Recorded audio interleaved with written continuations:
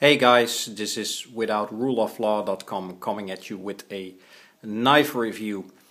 And I think you already recognized the knife in question. And if you didn't, well, this is a little bit of a giveaway. It's a Benchmade. And it's the Benchmade 950 Rift Osborne design. I bought this knife about 2.5 months ago.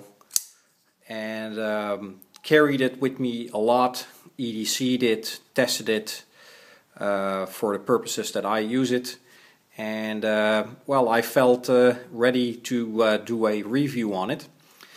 I'm not trying to make this a video that runs on for 30 minutes. In fact, I'm going to try to make it as short as possible because this knife has been reviewed so much on YouTube that I even was hesitant to add my own video.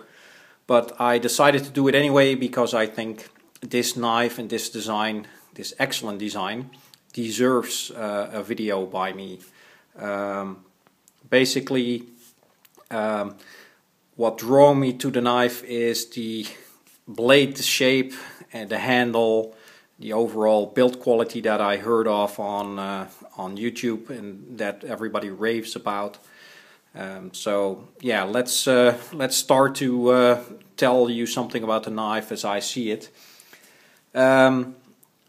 What Benchmade did with this knife is they made it into what they call a reversed Tanto knife, the blade shape that is. As you can see, it is quite elegant. I like it. It's got like a big belly, and I got like a semi-Tanto knife here. It's a fake boker. As you can see, what they did is instead of putting this edge right here, they kind of reversed it, hence the reverse Tanto shape. The blade itself, and Nothing Fancy has mentioned this as well, is made out of 154 cm steel. It's a, well, I would say good quality blade, metal.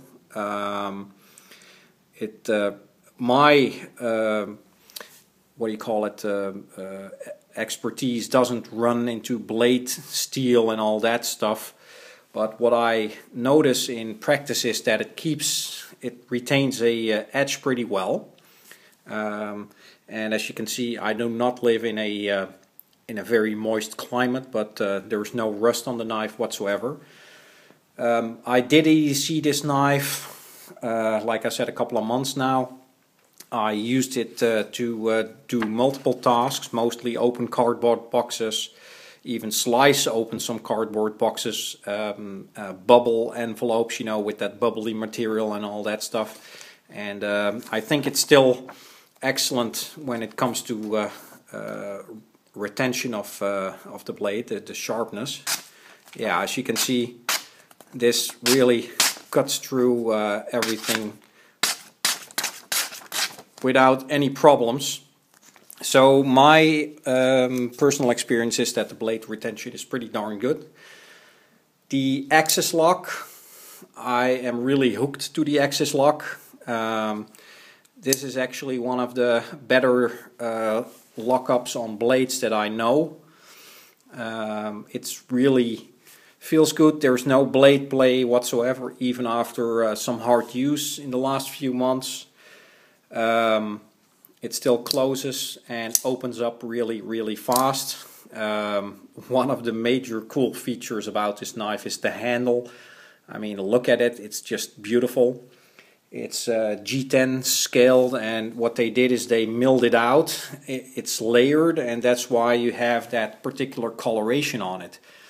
Kind of reminds me a little bit of a peacock right here, the tail of a peacock. Overall, such a handsome knife. What I also like is that they made the clip that's on it, the belt clip, black. And since I wear a lot of black pants, it completely makes the knife inconspicuous. And even though it's a It's got a 9.3 centimeter blade, or 3.67 inch, which makes it kind of large. It doesn't get in the way, and it even carries pretty well. The weight is like 4.8 ounces or 136 grams, and I remember, I think that Nut and Fancy kind of said like, oh, why didn't they mill out the liners? Because, I hope you can see this, there's no holes in there, right? They definitely didn't mill them out. And that would have saved some weight. Well, honestly, I don't really mind it, because the weight really doesn't bother me at all.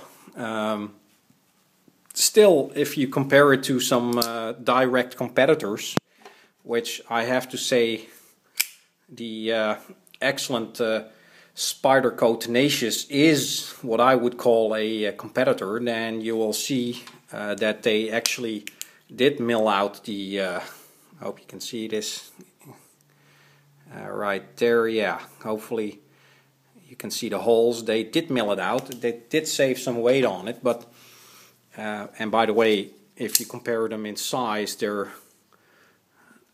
pretty close. As you can see, the Benchmade is a little bit longer, but you know, it's not bad. And let's put them on a scale. Let's see what the difference in weight is. Okay, 136 exactly as advertised, and the Spyderco, and I have to say there's a little lanyard on it. I'll keep that off the scale. That's 124. So, you know, the weight difference isn't that much. If you compare that with a knife that is currently under review, this is the San Menru T08, then you'll see that this knife is a heck of a lot heavier. It's 156 grams. Again, 136, and this one 124. So, you know, when it comes to weight, it's not a big issue for me. As I said, the retention of the knife, in the sense that if it keeps sharp or not, the edge and everything, so far my experience has been good. Let's focus here. Okay, there we have 154 cm, Osborne design. And so, long story short, I love this knife. I can highly recommend, if you are looking for an elegant EDC knife with a really nice blade shape, then you might be interested in purchasing this. Price on it is, of course, a lot. It's more expensive than, let's say, the Spyderco, especially here in Holland.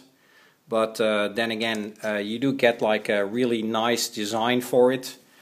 You know, it's just I just like it a lot better than a lot of other EDC knives that I have, like the excellent Kershaw Chill, sorry, Skyline. Geez, this is not the Chill, it's the Skyline.